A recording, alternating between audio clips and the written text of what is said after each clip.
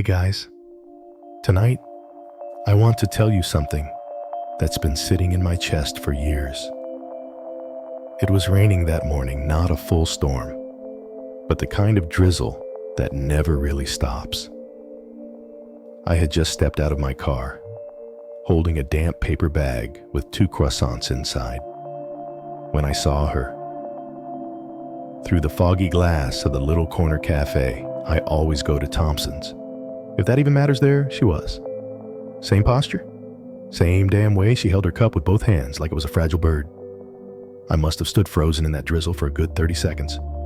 20 years. That's how long it had been since we signed the papers. 20 years of silence, distance, and very carefully not bumping into each other. I used to joke mostly to myself that fate was on her side, because this city is not that big, and yet somehow we never crossed paths. So, before you get comfortable, take a moment to like the video and subscribe, but only if you genuinely enjoy what I do here. And tell me in the comments where you're watching from and what time it is there. I always love seeing that now. Dim the lights. Maybe turn on a fan for that soft background hum. And let me take you into the heart of it all. My name's Mark. I'm 58 now. Used to work in sales, mostly tech contracts. You know the kind: suits, handshakes, PowerPoint decks with graphs that mean nothing. I retired early after a minor heart attack reminded me I wasn't invincible. Funny how a little clogged artery can rearrange your whole life. But that's not what this is about. This is about Laura, my ex-wife. The woman I loved before I even knew what that word really meant. The woman I let walk away because I thought being peaceful was better than being vulnerable. Spoiler alert, it's not. Back in 2003, she left me. Not dramatically, no yelling, no slam doors. Just one morning, she made me coffee, sat down at the dining table, and said, "I can't do this anymore." That was it. Like she was telling me we were out of milk. I remember blinking, nodding, and getting up to feed the dog. It took me another 24 hours to realize she wasn't asking for a fight, she was already gone. Emotionally, mentally, spiritually. Maybe she'd been gone for months. I wish I could say I fought for us. I didn't. I folded like a cheap lawn chair, told her I understood, which was a lie. I didn't understand a damn thing back then. I thought love was just being agreeable. I thought silence meant harmony. Turns out, it usually just means resentment is fermenting in the fridge. But seeing her now gray streak in her hair, same brown coat she always wore in the fall, sent a little tremor through my chest. Not the heart attack kind. Don't worry. Just a memory quake. Like the past knocking once on the door of the present. I stood there, watching her for a moment too long. Croissants getting soggy in my bag. I had 2 choices: walk away, pretend I never saw her, or go in. And before I could stop myself, I opened the door. The bell above the cafe door rang just like it did 20 years ago. Laura looked up, her eyes locked. Her hand froze midair with her cup, and for a moment, neither of us moved. "Hi," I said, because I'm apparently a poet now. She blinked once, twice. "Then Mark?" I nodded, and then she smiled. Not big, not dramatic, just enough to say, "I see you. I still know your name." The tiny smile hit harder than any punch I've ever taken. I walked toward her table. My legs felt like someone else's. You ever have one of those moments where time folds in on itself, and you're 37 again, worried about making rent, standing in front of a woman who once made you laugh so hard you spilled soup on the carpet? Yeah, that. I sat down. "Long time," I said. She nodded. "You still put cinnamon on your coffee." And I laughed, because of course she remembered. I hate cinnamon. But she always thought it made me seem more human. Whatever that meant. We sat there in silence for a beat too long. Then she said, "So, how have you been?" That was the moment. I knew this wasn't just a hello. This was a door creaking open, and I wasn't sure if I had the courage to walk through it. I wish I could say I answered her question right away. Said something witty like, well, I've learned to do laundry properly now, or something casual like, still hate cinnamon. But instead, I stared at the steam rising from her coffee and said the truth. I've been tired. Not tired like sleepy. Tired like something in my bones had worn thin. And I hadn't noticed until that moment. She didn't flinch. Just nodded. Like that made sense. Laura always had that kind of silence, the comforting kind, not the awkward kind, when we were together. I used to joke that she could host a podcast called The Art of Listening. She didn't talk to fill space. She waited, and when she finally did speak, it was the kind of sentence that stuck to your ribs for hours. I get that, she said, eyes still on mine. Tired's an honest answer. I took the croissants out of the bag and pushed one toward her. She raised an eyebrow, but took it. We didn't toast or anything, just bit into warm, soggy pastry and chewed like people who'd seen things, which I guess we had. I didn't expect to see you here, I finally said, mouth half full. She smiled, a little sheepishly. I come here every Saturday. It's my thing. And just like that, the past 20 years rearranged themselves in my head. She had probably sat at this table dozens of times, maybe hundreds, and I, somehow, had never noticed. Maybe I'd been avoiding it on purpose. Or maybe the universe just waited until we were both ready. You still with David? I asked before I could stop myself. That was her second husband, the one she met about 3 years after we split. I hated him on principle, never met him. But he was the reason her name changed on the Christmas cards that still went to mutual friends. She paused. No, she said softly. It didn't work out. I didn't pry. I just nodded, took another bite, and let the silence sit between us like a third person. Then she asked, "You ever remarry?" I shook my head. Almost. Once. 5 years ago. But I guess I kept comparing her to you. Yeah. That came out. She blinked. And for a second, I regretted saying it. But then she did that thing where she tilted her head just slightly, same way she did when we were in our 20s, watching reruns on our hand-me-down couch. She said, I used to imagine you with someone else. Wondered if she'd be loud or I was quiet. If she'd laugh at your bad puns. I smiled. No one laughs at my puns. That's a universal truth. She laughed anyway. There it was. That sound. God, I'd missed that sound. We talked. About little things. Mostly. Her work. She teaches art now at a community center. My retirement. How my dog, Toby, had passed a few years back, and I'd cried harder than I did when my uncle died. I remember Toby, she said. He used to jump into my lap, even though he weighed 40 pounds. 50, I corrected. But yeah, he thought he was a chihuahua. The conversation had an ease I didn't expect. Like two people dusting off old furniture and realizing it still held shape. But underneath it, I felt something else. Not regret.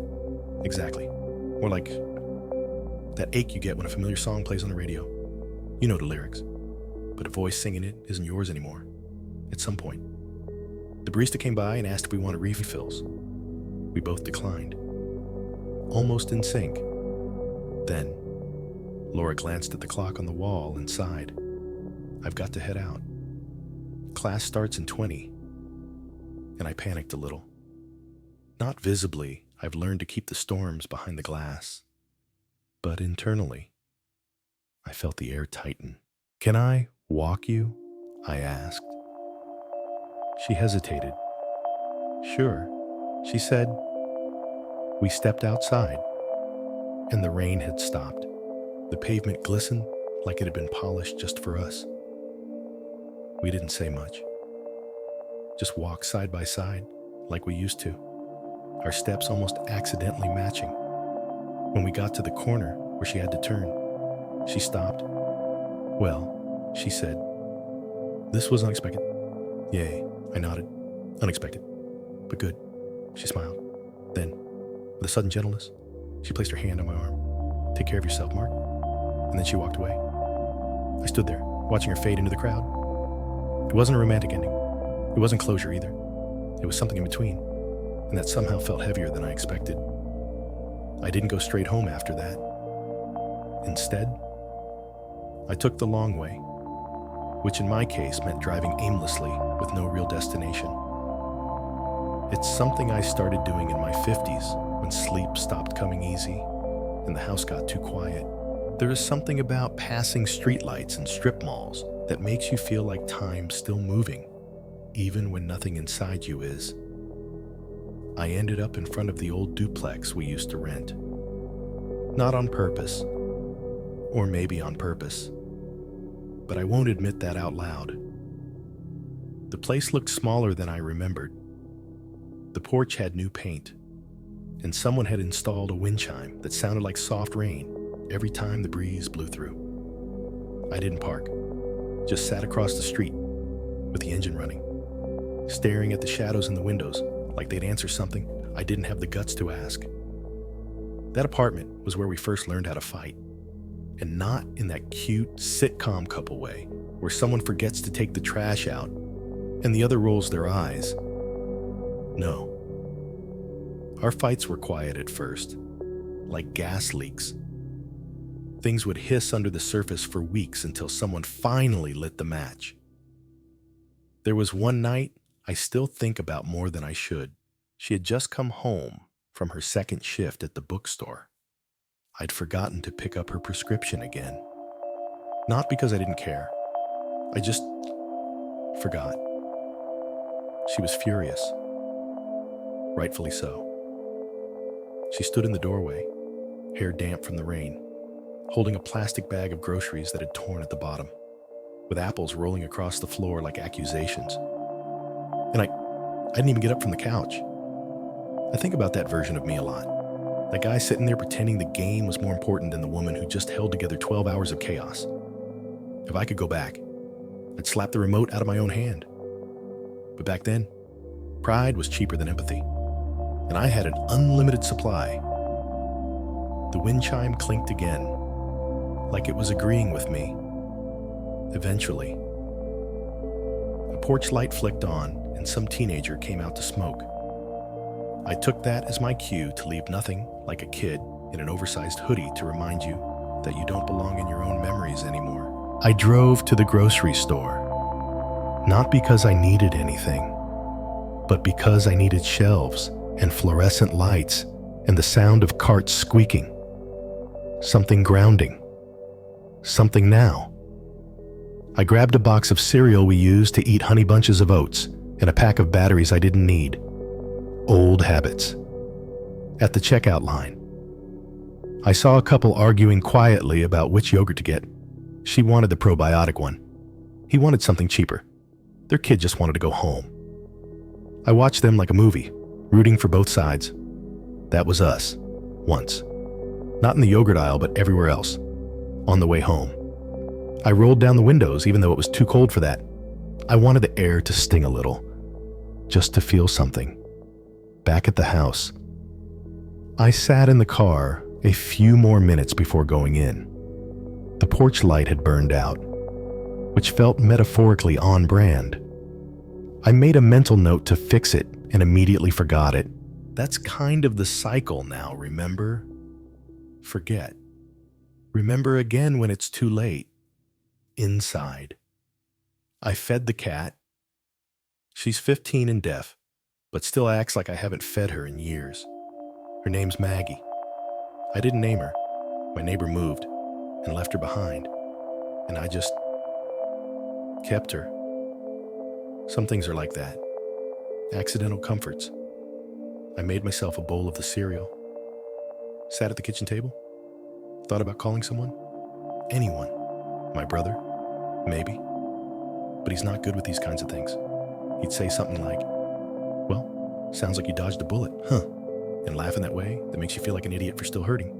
Instead, I looked at the empty chair across from me and pictured her sitting there, Laura, elbows on the table, fingers wrapped around a coffee mug, listening, not saying much, just being there. And in that moment, I realized something small but important. I didn't miss the relationship. I missed the witness. Someone who remembered the same couch, the same dog, the same burned lasagna in 1998. Someone who knew the version of me before the tired set in. It's strange how love ages. It doesn't disappear. It just folds itself into quieter shapes, becomes memory shaped and Sunday morning colored. Not hot, not sharp, but warm and familiar, like the hoodie you should have thrown out years ago but still reach for every time you feel lost. I rinsed the bowl, set it in the sink, then I checked my phone for no reason and stared at the blank home screen. No texts, no missed calls.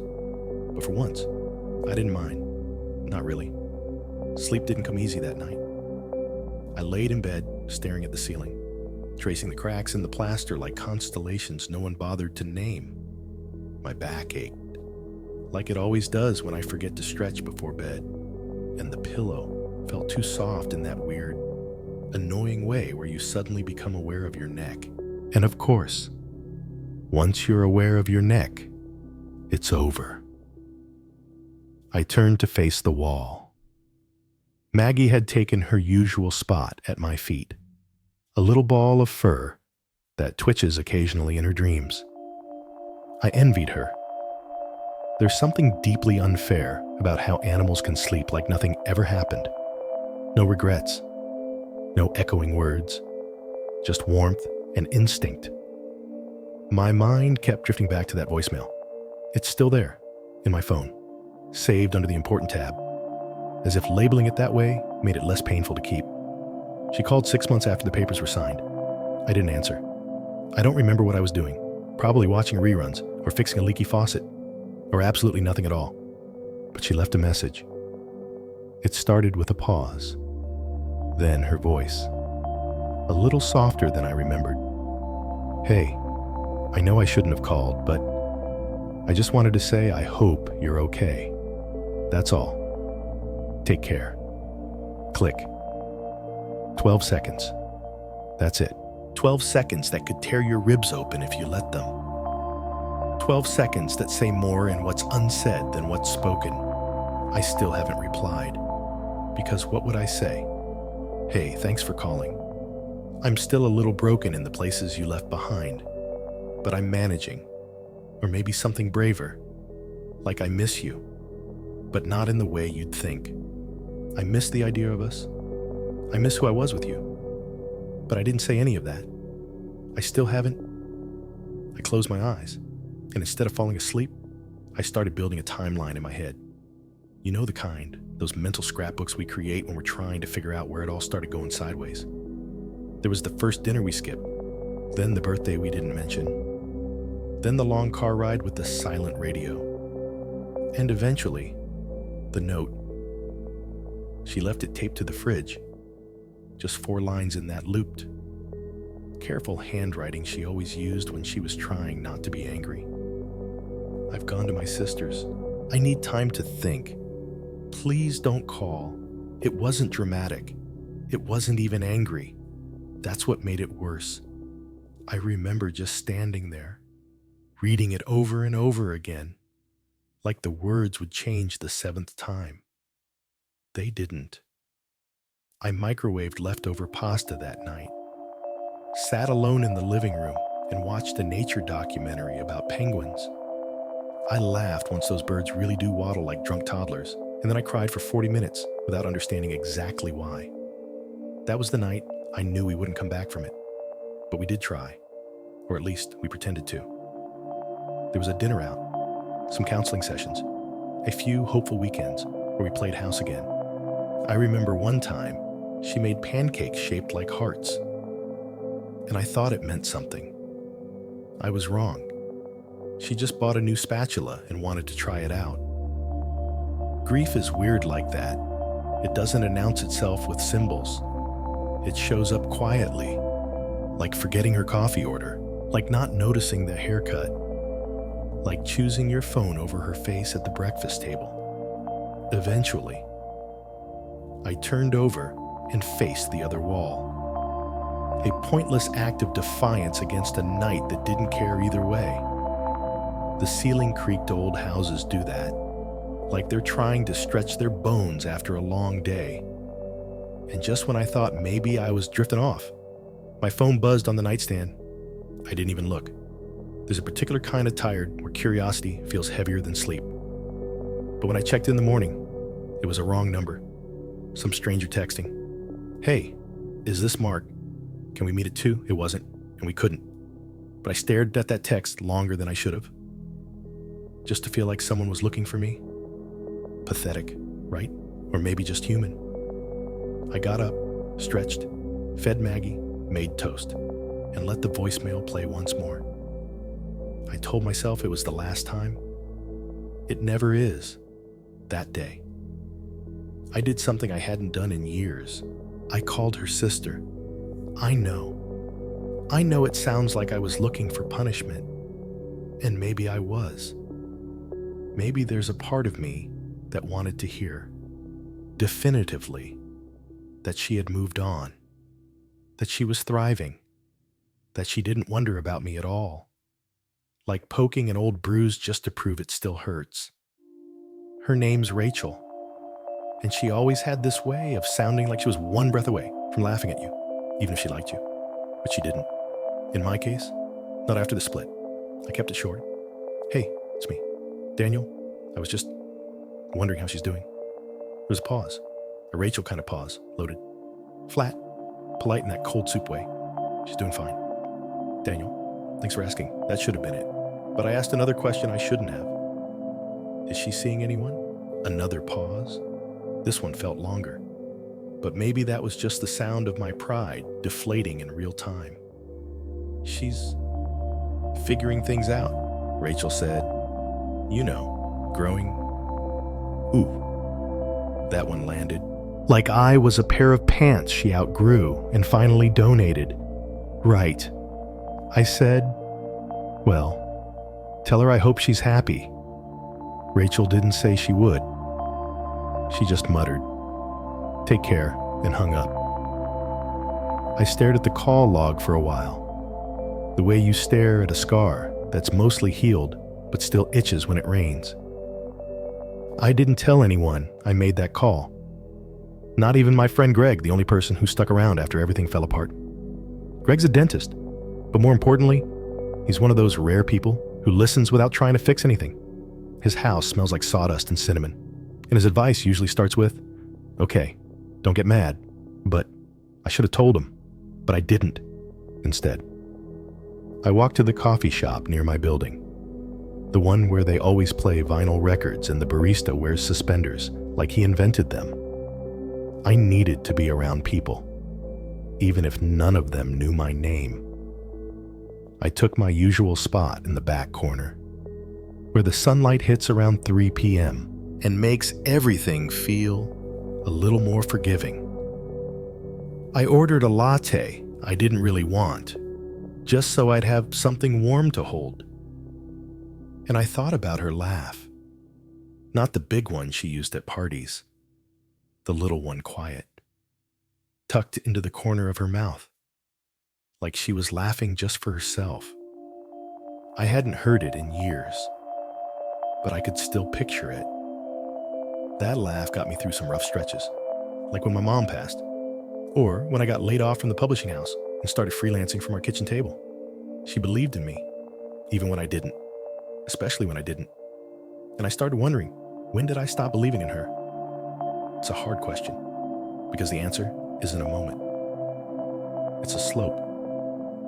You get busy, you get tired, you assume there's more time. Then one day you're fighting about frozen peas, or whether the laundry basket belongs in the hallway. And you don't realize it's not about peas or baskets. It's about all the things you never said out loud. Like I'm scared we're drifting. or I feel invisible next to you now, or I don't know how to fix this. I used to think silence was safer than saying something wrong. Turns out, silence is its own kind of wrong. After an hour at the cafe, I walked home slower than usual, letting my shadows stretch long and thin ahead of me. I passed a bookstore, and for a second, I almost walked in. I wanted to buy something new, something that didn't remind me of her, but I didn't go in, because the last book I bought, she read it first. I remember the way she folded the corner of the page with her favorite quote. I remember because it annoyed me. I hated dog-earing books. Still do. Funny. The things you miss? I got home, fed Maggie again. She meows like she hasn't eaten in days. Every time, and I sat on the couch with the TV off. I don't know how long I sat there. Just me, Maggie, and the quiet. That's when I noticed something. Her scarf, folded neatly in the bottom drawer of my hallway table. Under old bills and expired coupons, and one of those tiny flashlights that never works when you need it. It was blue, a soft blue, like the sky before rain. I picked it up, held it to my face. It didn't smell like her anymore, not really, but for a second. I pretended it did, and I said out loud, to no one, "I'm sorry." I didn't expect an answer, but Maggie blinked at me like maybe she understood. There's something embarrassing about crying over a scarf, especially when your cat is the only one around to witness it. But there I was, sitting cross-legged on the carpet like a kid at story time, that scarf pressed to my face, eyes stinging in that itchy, persistent way. Not the dramatic movie sobs, just the quiet kind, the kind that leak out when you're not paying attention, the kind you think you're done having at your age. I'm 56, by the way. Daniel, if you missed that earlier, used to work in editing for a small publishing house, mostly memoirs, some self-help titles. Now I do freelance work from home, mostly helping new writers tighten up their books before submission. I still get overly excited when someone uses a semicolon properly. Anyway, I stayed like that for maybe 20 minutes, just holding it, holding the regret, the maybe, the if only. That scarf might as well have been woven from all the things I should have said years ago, like how I appreciated the way she refolded the towels when I did it wrong, or how she made the world feel softer, even when she was angry, especially then. The scarf didn't answer, of course, just sat there, limp in my hands. Eventually I stood up, placed it back in the drawer like it was something sacred, and closed it. The click of the wood felt final, but nothing inside me felt resolved. I made dinner boiled potatoes, some leftover salmon from 2 nights ago. Maggie circled my legs like she was auditioning for a role in Swan Lake. She always gets chatty around dinner time, like she's part of the conversation. And maybe she is. I say things to her I wouldn't say to anyone else. "You know," I said, poking at my plate. "I think she would have liked this fish." Maggie blinked. No confirmation. I left the TV off again. I've been doing that more and more lately, just letting the house breathe, letting my thoughts spool out in the quiet. I used to be afraid of that, the quiet, when we first split. I filled every second with sound podcasts, movies, music, anything. I was so scared of hearing what was underneath it all, because underneath was guilt. Underneath was the version of me that forgot to check in, forgot to say thank you, forgot how to listen unless it was to respond. You know what hurts the most? It wasn't the fights. It wasn't even the leaving. It was how routine we became, how easy it was to look through each other, like strangers at a bus stop. She'd hum when she cooked, this little out-of-tune melody. And one day, I realized I hadn't noticed it in months. I just stopped hearing her. That's a hard thing to forgive yourself for. The next morning, I opened my phone and scrolled through our old texts. I do that more than I should.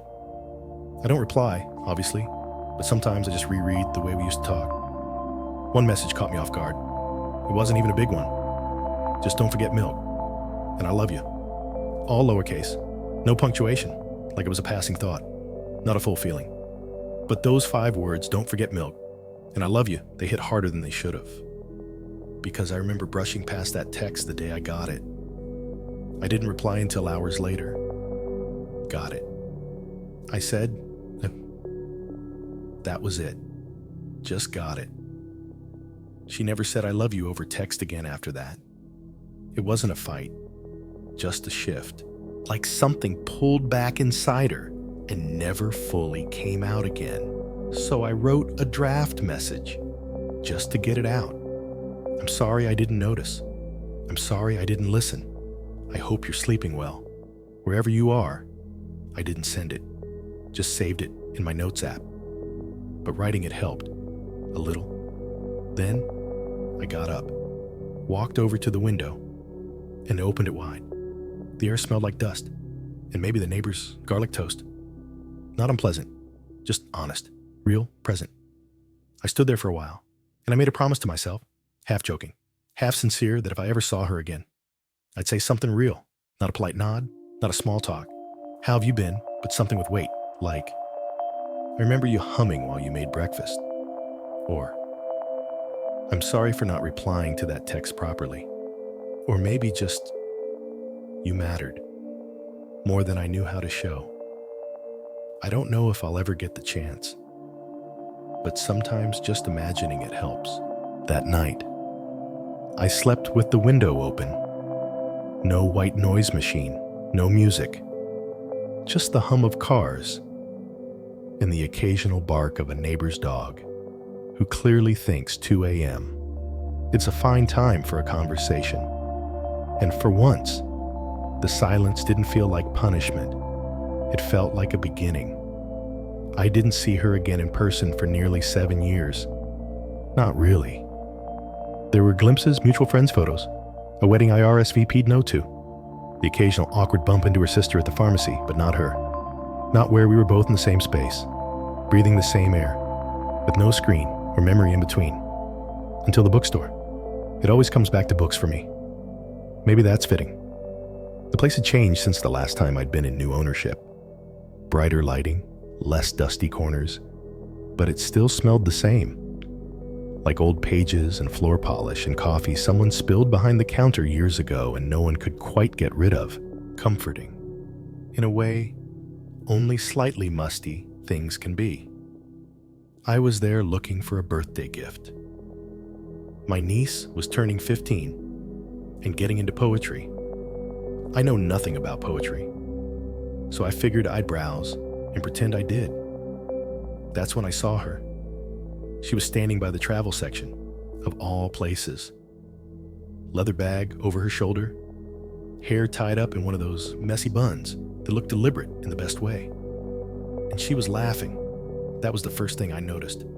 Her laugh. It caught me sideways, made the room go soft at the edges. Like everything else, took a step back to give her space. She was with someone, a woman, about her age. They were flipping through a book on hiking trails in Scotland and giggling at the pronunciation of some Gaelic place name. And I just stood there, frozen, holding a book I had no intention of buying. I didn't say anything. Not right away. I ducked behind a shelf, like a coward. Sure, but also like someone who knew he wasn't ready to say any of the things he'd rehearsed in his head for the past few years. I told myself I'd just walk out. Let her be. Let her have that laugh without interruption. But something, maybe the ghost of that unsent note, maybe Maggie's disapproving stare back home pushed me forward. I took a slow breath. I stepped around the shelf, and I said her name, softly. Not loud enough to startle her, just enough to invite a turn of the head. She turned, and her smile faltered. Not in a cruel way, just in that I didn't expect to see you here, and I'm not sure what I feel about it kind of way. She blinked, tilted her head, and said my name. It was the first time I'd heard it in her voice in years. We stood there, quiet for a moment. The other woman politely stepped aside, gave us a little space, pretending to look at atlases. "I didn't know you still lived in the city," I said. Like that mattered. "I don't," she replied. "Just visiting." And then that silence again. The one that begs to be filled but punishes every wrong word. I try to smile. "You look happy." She nodded. "I am. Most days." I wanted to ask more. About her life, about who she was with, about what had changed, what had stayed the same. But instead, I said, "I saw your scarf last week." Her eyes softened, just slightly. "The green one?" "Yeah." She gave a small laugh. "You always liked that one." I did.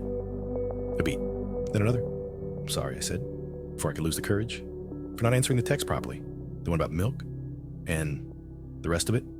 She smiled, but not with her mouth, just with her eyes. "Thank you," she said. "That means more than you know." And just like that, the moment closed, like a well-written paragraph.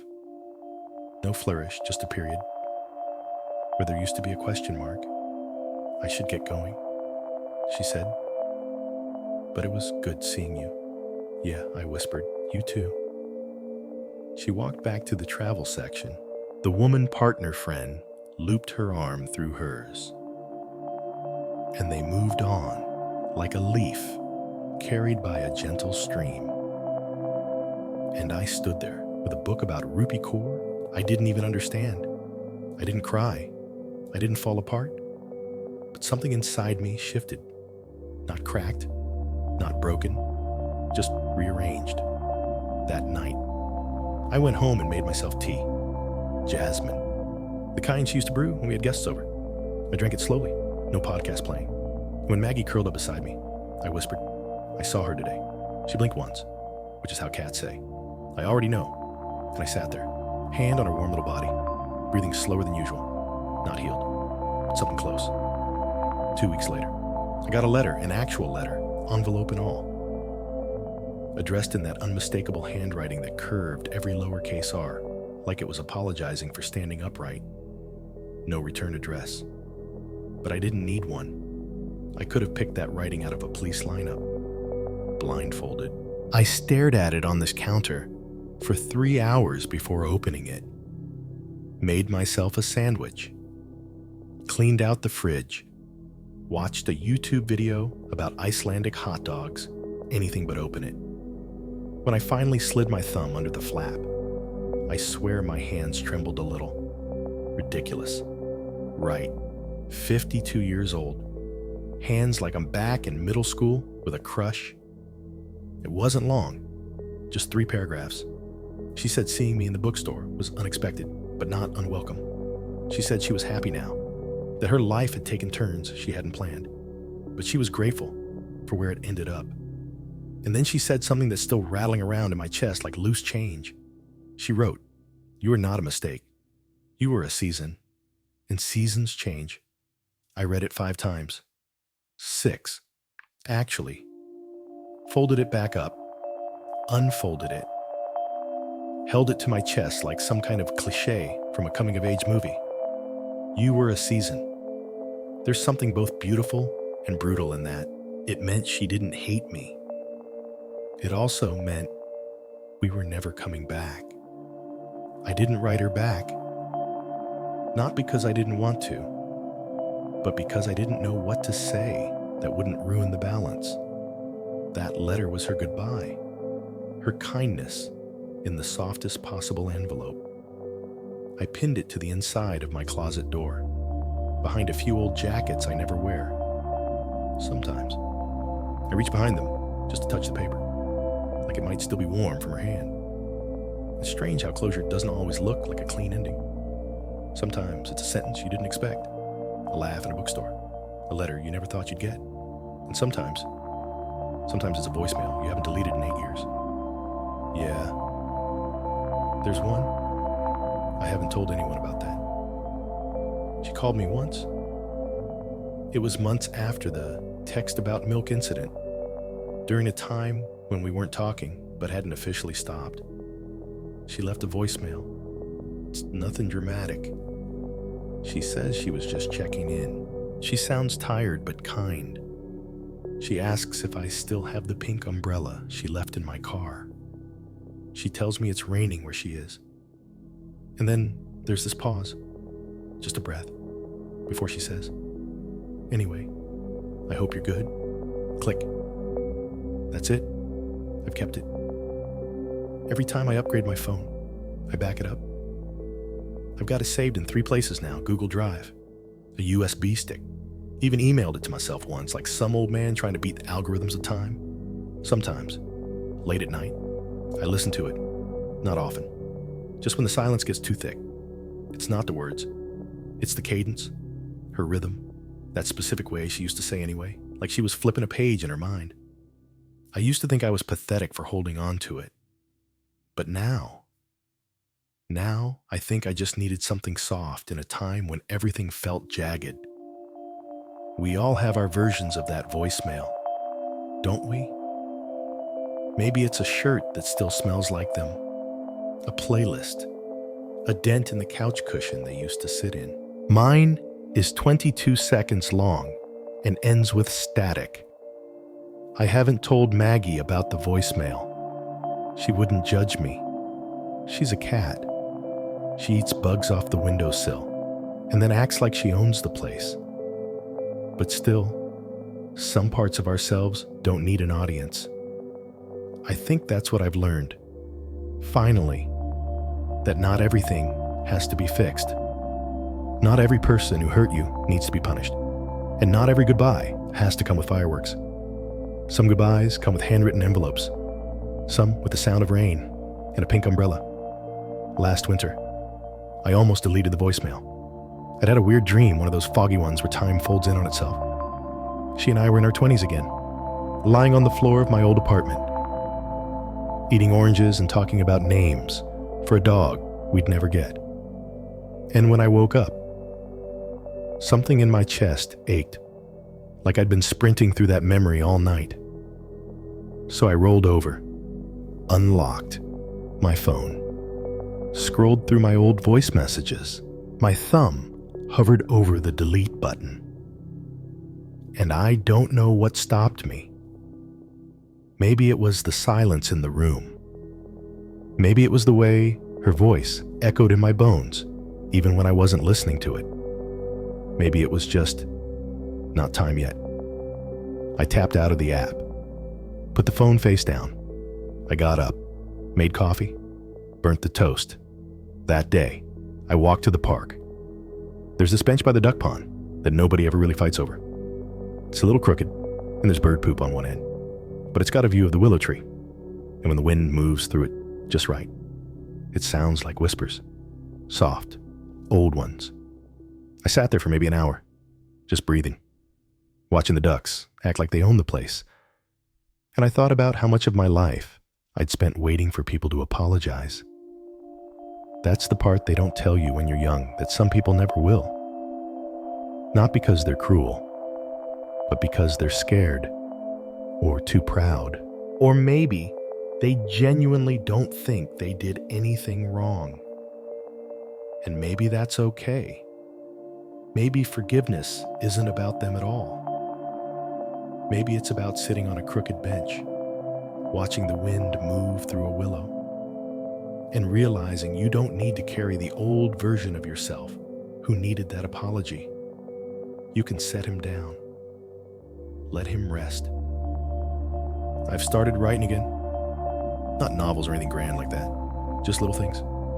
Notes to myself, mostly. I keep a cheap notebook next to the kettle. Every morning, while the water boils, I write a sentence. No rules, just one thought. Unedited.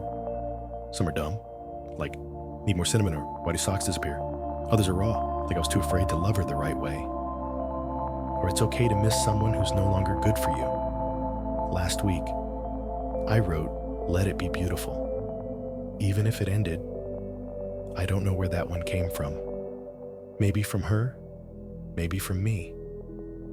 I don't pretend to have all the answers. I still overthink emails, still freeze in the cereal aisle when they've rearranged the brands, still listen to voicemail number 3 when I can't sleep. But I also know that the ache is quieter now. Not gone, not healed, just quieter. And I think that's progress. The other day, I walked past that bookstore again. Same window display, new titles. I stood outside for a while, sipping my coffee, watching strangers go in and out. And I imagined her there, laughing about something dumb, holding a paperback in one hand and a scarf she'd never wear in the other. I didn't go in. Didn't need to. I just smiled at the memory and kept walking. Like maybe I was finally ready to let her be part of my story without needing her to finish it. That night, I fed Maggie her dinner, microwaved some leftover soup, and played that voicemail one more time, not because I missed her, not really, but because I wanted to thank the person I used to be, the one who loved big, even when it hurt, the one who listened to rainstorms and dreamed about dogs and never did get that pink umbrella back. And when it ended, I whispered, "Goodbye," just once, and meant it. It's raining tonight. The kind of rain that sounds like static on an old TV, soft, steady, a little broken. I'm lying on the couch with a blanket that still smells like the cabin, up north, where we once spent New Year's. Back when time felt slower and everything, including us, felt borrowed in a beautiful way. There's a candle burning on the windowsill, vanilla and cedar. She always said I picked candles that smelled like men's cologne. And I always said she picked ones that smelled like baked goods. I guess it was our tiny domestic war. I miss that war sometimes. I never deleted the voicemail. It's still there. Message number 3, between car service confirmed and happy birthday from Dr. Patel's office. I don't listen to it every night. I've gotten better about that. But on nights like this, when the weather sounds like memory and the air tastes a little like unsaid things, I let it play once. No more. Just once. And I listen not for her words, but for a breath in between them. That's where the truth lives. I've started seeing someone. It's slow, gentle, nothing loud. We meet for coffee, walk through farmers markets, laugh about birds that walk like they owe you money. She has a way of asking questions that aren't nosy, but still dig deep. Like she's building a map of me from the inside out. I haven't told her about the voicemail. Not yet. Not because I'm hiding it, but because I think some things lose their shape when explained too soon. Like shadows before sunrise. Like old love. Maybe one day I'll play it for her. Or maybe I won't. She doesn't need to fix it. It's not broken anymore. Just part of the house. The voicemail has stopped being a wound and become a room. A quiet one, with soft carpet and faded wallpaper, and an armchair I never sit in, but still keep dusted. And I think that's what healing looks like, at least for me. Not forgetting, not even forgiving, but living in the same house as your ghosts, and learning to nod at them when they pass you in the hall. So yeah, I kept the voicemail. I'll probably keep it until the phone dies, or the cloud crashes, or the app updates and eats it. But even then, if it disappears forever, I'll still remember the sound of her saying my name like it mattered. Because it did. It still does. In the quietest, softest way. And when I meet myself in the mirror on tired mornings, I say it the same way. I say it kindly, like I'm worth being missed. Even if I'm the only one who remembers. So, I guess that's the heart of it. Some love stories don't end. They just fade into the walls and the grocery lists and the playlists you can't skip. Some regrets grow quiet, but never leave. And some people, well, they live inside you longer than they ever lived beside you. That's not a tragedy. That's just the shape of being human. If you're still holding on to something, a voicemail, a letter, a half-finished playlist, don't rush yourself. There's no timeline for letting go. You can love and release at the same time. You can carry and walk forward. You can miss someone without needing them back. Tonight. As the rain slows and the candle burns low, I think about her voice one last time. Not the words, just the tone. Like wind through the trees, like light through curtains, like someone saying your name when they still believe it holds magic. And I hope wherever she is, whatever she's become, that she's loved in the way she once loved me, and that I am too. Thanks for staying with me through all this. Really, if you're still awake, I hope this gave your heart a soft place to land. And if you're already dreaming, I hope it's sweet